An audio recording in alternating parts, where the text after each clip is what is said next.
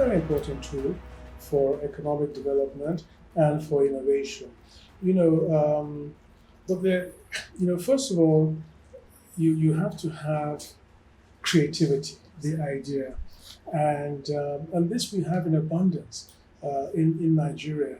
But innovation is really mind to market, the idea and getting it into market quick and fast.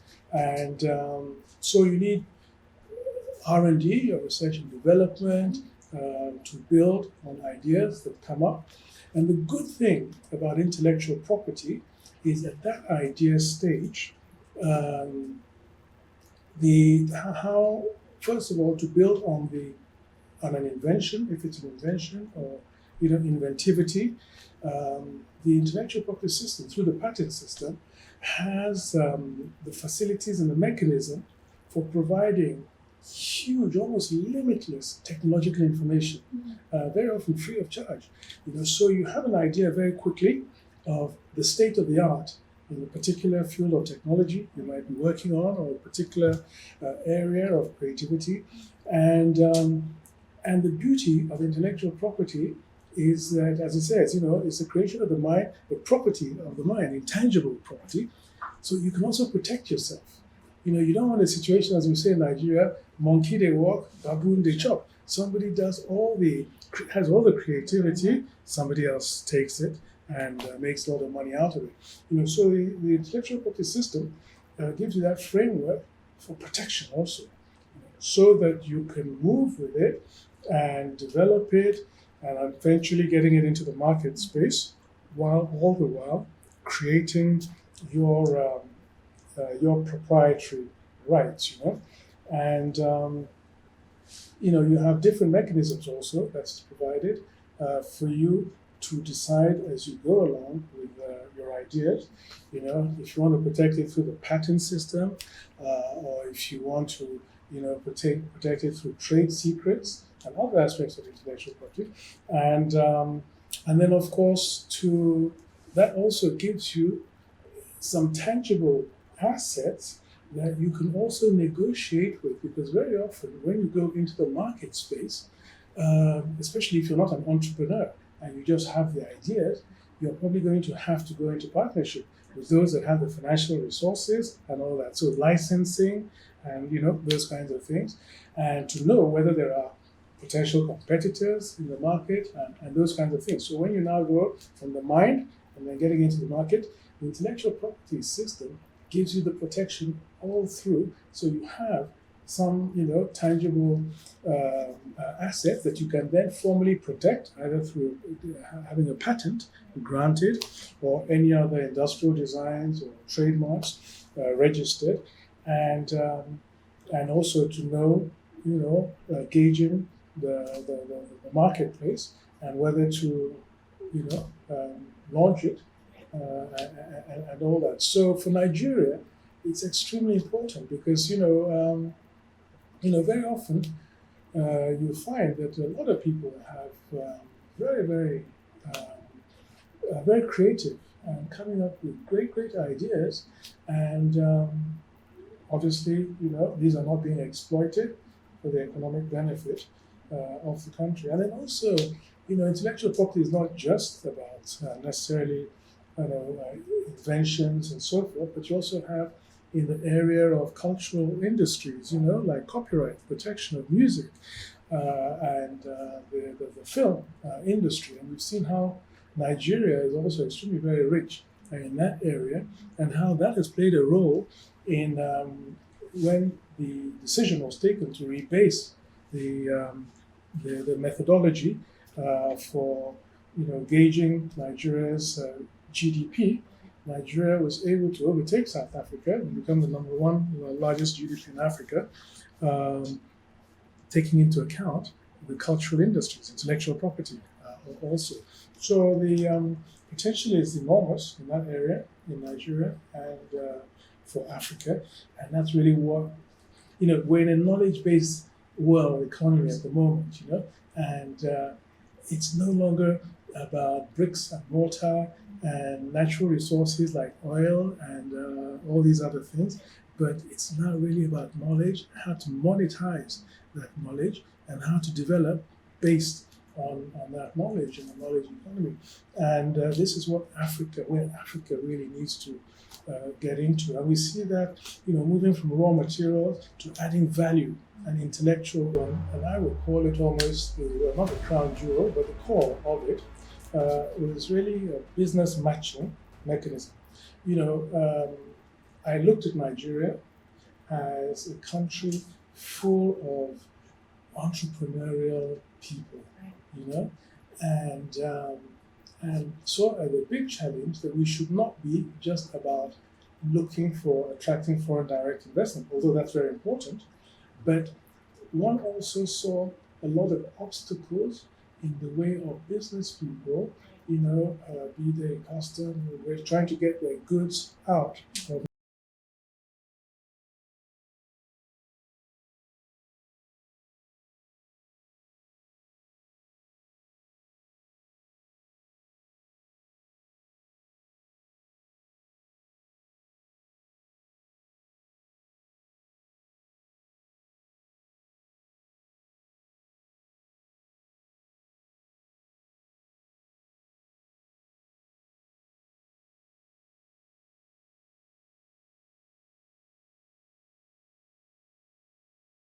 load whatever it is they have to sell. So it's a market access tool, to access markets anywhere around the world through a one-stop shop. So setting up a portal where it will be possible, but of course with all the necessary, checks and balances to ensure that the credibility of this portal is maintained, and of course the credibility of the Ministry of Foreign Affairs and all that. And to upload, for each person to be able to upload all the information about what they produce. And then to have and train trade officers in all our over 100 permanent missions, embassies around the world, to also follow up in each country in which they're represented with the chambers of commerce, with the retail sector and all that, to draw their attention to this portal.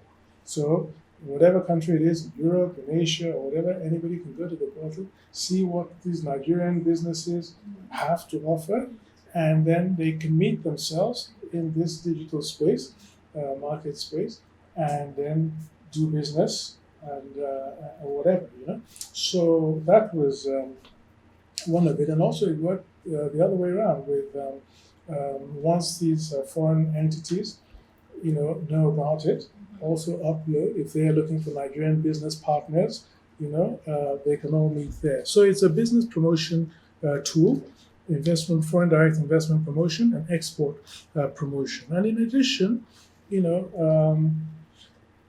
while we were in Ministry of Foreign Affairs, one of the frequent challenges were Nigerians having problems all around the world. And, you read all kinds of things about not being abandoned by the government and so on and so forth. So we also wanted a call center, 24/7, where any Nigerian anywhere in the world could call the number and meet somebody in the Ministry of Foreign Affairs. It could be, pushed up if needed and acted upon immediately. So a direct response to that. We also were looking at, trying to get Nigerians brain gain, Nigerians in the diaspora coming back to work in Nigeria and not just leaving, japping from the country. And so wanted also a database of, Nigerians who were interested in coming back, their profile, their skill set and all that, and then trying to make that available to potential employers in Nigeria. So what the challenges would be in terms of finding, vaccine for it. Now, everything was fast-tracked, and even the approval process for vaccines, all that had to be sort of leapfrogged and cut short. And when different vaccine models came on stream. Now, those countries that produced the vaccines didn't know what their needs, the limits of their needs, how long these things will go, how many people will take to be vaccinated, and so on. So you had a lot of hoarding of these vaccines by those countries that were producing them. And, and so Africa, the only continent, more or less, that did not have any countries that produced vaccines in them, were 100% dependent on, the outside world. And then we started to experience what was referred to as vaccine nationalism, of countries, which is understandably in a way, hoarding for themselves, not knowing how many years this thing would be with us for, and so forth. And so the vulnerability of Africa was manifest, clear for all. And so there were a number of international summit meetings of presidents that took place, and this now came to the forefront of global discourse or health discourse, and it was there that it was decided, the industrialized countries, to help Africa build a capacity for vaccine production on the continent. Some countries were identified: South Africa, Rwanda, Kenya, Senegal. We had to sort of fight to have Nigeria added to the list of hubs that we created in Africa. So money was promised by some of the foreign donors, and the African Development Bank also took a lead in this. So the result was the creation of this African Pharmaceutical Technology Foundation, African Pharmaceutical Technology Foundation, yeah. So with headquarters in Rwanda, Kigali, and as you say, the ADB, or AFDB, African Development Bank, sort of midwifed it in a sense, and so they created a board of eminent persons, and then a board.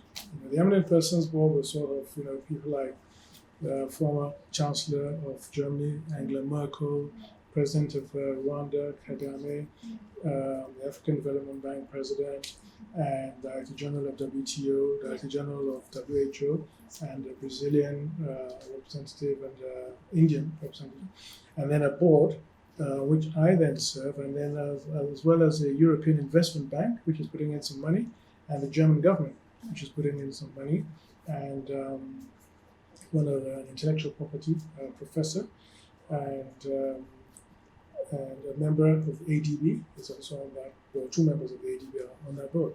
So so it's been inaugurated. It's now a regional organization, and a meeting was held. There's a host nation agreement with Rwanda, and it's now being rolled out.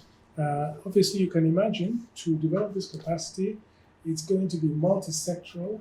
You're going to have to engage with governments to put in the regulatory mechanisms, the laws to support pharmaceuticals. It's going to involve the various stakeholders, pharmaceutical companies themselves, the medical establishment, and so it's a huge undertaking, that most students dreaded. And when scholarships were awarded in those years, it was only mainly liberal arts subjects and things like that. But I would try to get young people interested in science and technology and innovation. I think that should be our priority. And I think you see that in some Asian countries. It's, when I was at school, I just remember, maybe it's also, I don't know if you can say it's innate, but they seem to be, all the students that one, studied with, were always more into the science field, chemistry, physics, and those kind of things. And you can see the benefits now in the economies of the various countries around the world.